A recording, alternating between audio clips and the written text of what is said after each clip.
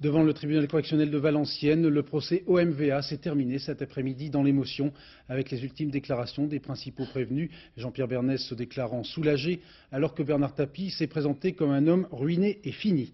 Compte rendu de cette dernière audience avec Benoît Gadret et Alain Dubar. Dans un ultime sursaut, Bernard Tapie vient de jeter ses dernières forces pour un bras de fer judiciaire dont il sort affaibli. Tapie part de Valenciennes comme on sort d'une mauvaise passe. Son charisme fait encore mouche, mais le cœur n'y est plus. Je n'étais pas au courant de la corruption, vient-il de clamer une dernière fois devant le tribunal. Je n'étais pas au courant de l'argent. Je n'ai rien proposé à Boro-Primorac. C'est l'engagement que je fais devant vous.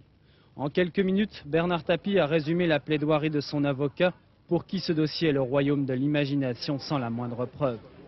Gilbert Collard est lui beaucoup plus à l'aise. Pour l'avocat de Jean-Pierre Bernès, le délit de corruption n'est pas constitué car les dirigeants valenciennois étaient au courant avant le match. Si Bernès a fait cela, c'est parce qu'il était un homme sous influence. Pour Tapie, il aurait remonté la canebière à quatre pattes. Bernès a dit la vérité le jour où il a coupé le cordon ombilical. Je suis venu ici, à Valenciennes, pas pour régler des comptes avec Bernard Tapie. C'est pas une victoire. Mais je voulais lui faire comprendre par où j'étais passé. Quand le procureur, M. de Montgolfier, a pris la décision de m'incarcérer, contrairement à Bernard Tapie, je n'ai pas eu le temps de me retourner. Je n'ai pas eu le temps de faire des conférences de presse. Je n'ai pas eu le temps d'être entouré par mes proches. 2 minutes après, j'étais dans ma cellule. Et je voyais Bernard Tapie participer à une garden party à l'Élysée. Preuve que les temps ont changé. À Valenciennes, le corrupteur hier tant décrié signe aujourd'hui des autographes.